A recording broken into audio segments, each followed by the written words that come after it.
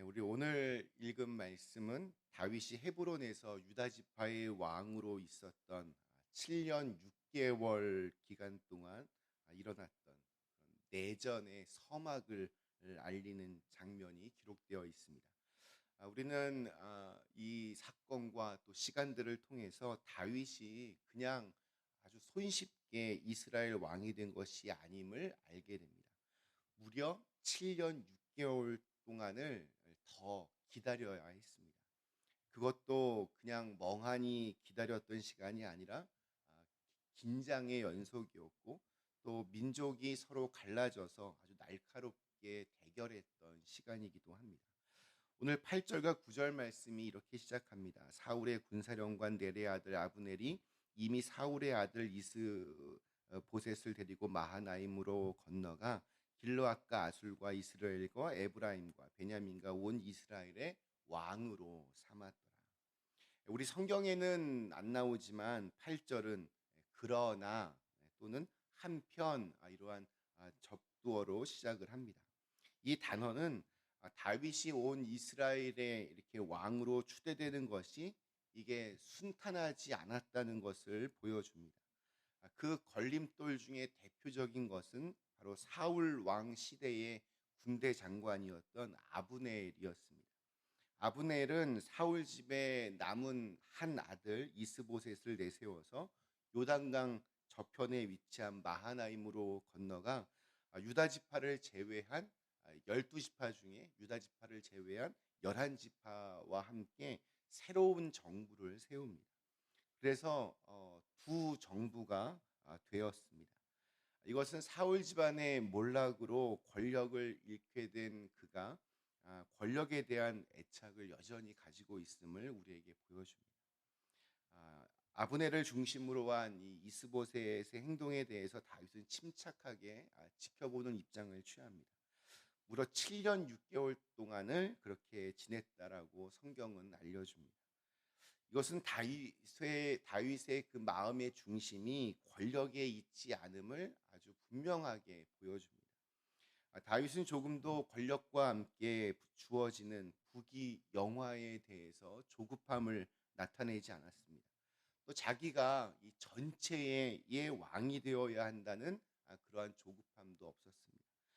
순리에 따라서 하나님께서 일하시기를 기다리고 또 하나님께서 준비하신 때를 기다리는 모습을 우리에게 보여줍니다. 반면에 아브넬처럼 하나님의 뜻이 어디에 있는지 또 대략 이렇게 알면서도 자기가 누렸던 그 힘과 권력을 내려놓지 못하고 자기 욕심을 채우고자 끝까지 움켜잡고 내려놓지 못하는 발악하는 사람들도 있습니다.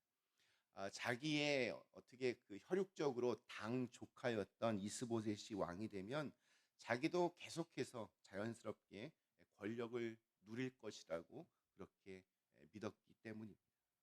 이런 아브넬의 행동은 굉장히 인간적이고 또 아주 철저하게 정치적이었던 행동이며 동시에 하나님의 뜻을 이렇게 거스르는 그러한 행동이었습니다. 하나님께서는 다윗을 새로운 왕으로 세우셨고 그에게 기름을 부으심으로 말미암아 다윗을 통해 하나님의 새로운 나라를 이루고자 하였습니다. 그러나 아브넬은 이러한 하나님의 뜻에 관심이 없었습니다. 그는 오직 자기의 권력과 유익만을 생각한 것입니다. 그는 순순히 다윗에게 그 권력을 넘겨주지 않고 이스라엘의 11지파 사람들과 다윗과의 싸움에 나서도록 그렇게 뒤에서 부추기고 선동합니다. 우리 12절부터 14절까지 이런 말씀이 기록되어 있습니다.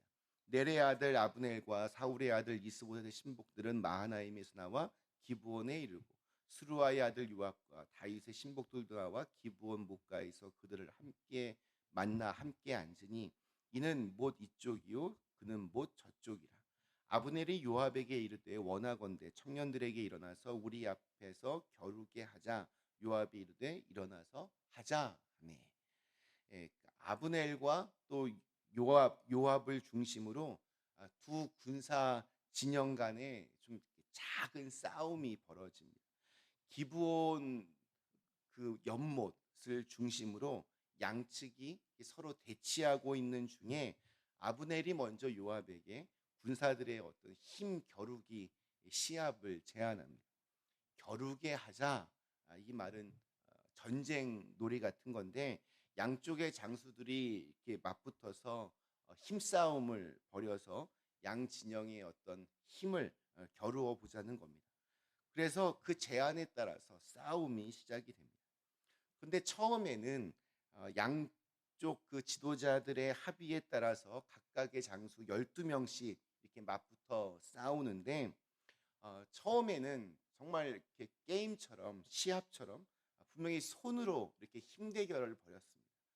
그런데 싸움이 이게 격렬해지면서 결국 칼을 사용하게 됩니다.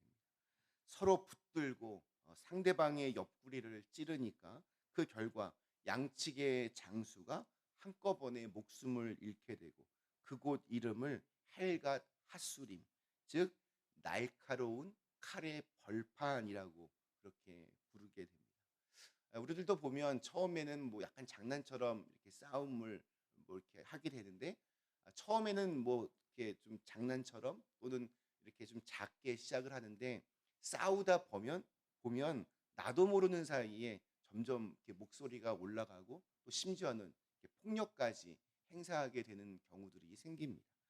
즉, 이 폭력이라고 하는 것은 우리가 이렇게 통제하기가 정말 힘든 만큼 그렇게 하나님께서 우리에게 정말 원하시지 않는 모습이기도 합니다. 나도 모르는 사이에 자꾸 이것이 증폭이 되기 때문입니다. 자기 편 장수들이 피를 흘리며 죽어가는 모습을 본 양측의 군사들은 또 어떻게 됐겠습니까? 이제 흥분하면서 아주 맹렬한 싸움에 돌입하게 됩니다. 그러나 이 싸움은 정말 하나님의 이름을 위한 거룩한 전쟁이 될 수 없었습니다. 아브넬은 자신의 명예를 위해 싸움을 걸어온 것이고 또 장수들의 목숨을 내걸고 이 요압 진영의 장수들과 싸우게 함으로써 피 흘리기를 즐기는 악한 본성을 드러냅니다. 요압 역시 하나님의 이름을 위한 진지한 자세로 싸움에 임한 것이 아니라 아브넬의 헛된 제안에 응하여서 무모하게 정말 아무 의미 없는 피를 흘리게 한 것입니다. 결국 하나님의 백성들끼리 서로 정말 헛되고 무모하고 참 아까운 그러한 피를 흘리고 말았습니다. 그리고 마지막 17절에서 이날의 싸움을 이렇게 기록하고 있습니다. 그날의 싸움이 심히 맹렬하더니 아브넬과 이스라엘 사람들이 다윗의 신복들 앞에서 패하니라. 이 전쟁에서 아브넬 측이 다윗의 부하들에게 참패를 당합니다. 이는 하나님께서 다윗의 편에 서서 아브넬의 이 악한 계획을 대적하심을 암시해 주는 것입니다. 이제 이스라엘 11지파 사람들은 이 전쟁에서 나타난 하나님의 뜻을 다시 한번 헤아릴 수 있는 기회를 가지게 되었습니다. 다윗은 이스라엘 전체의 왕이 되는데 7년 6개월을 더 기다렸습니다. 기다림과 인내와 설득과 또 포용의 시간이었습니다. 그래서 다윗이 결국 하나님 마음에 맞는 그러한 사람이 된 것입니다.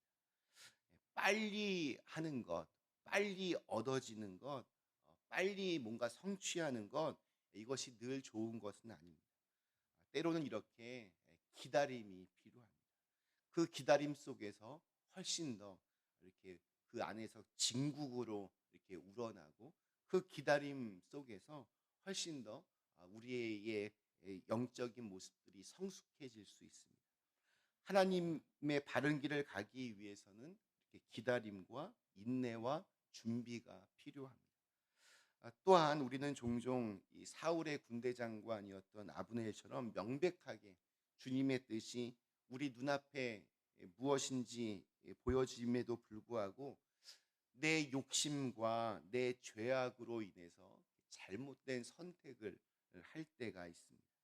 그 선택이 우리를 더 나은 길로 인도하지 못할 뿐더러 두고두고 우리 인생에서 발목을 잡는 일들이 있습니다.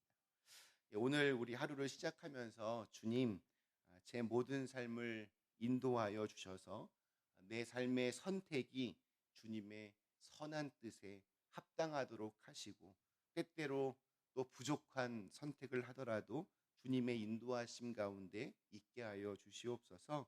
이렇게 기도하며 나가실 수 있기를 소망합니다.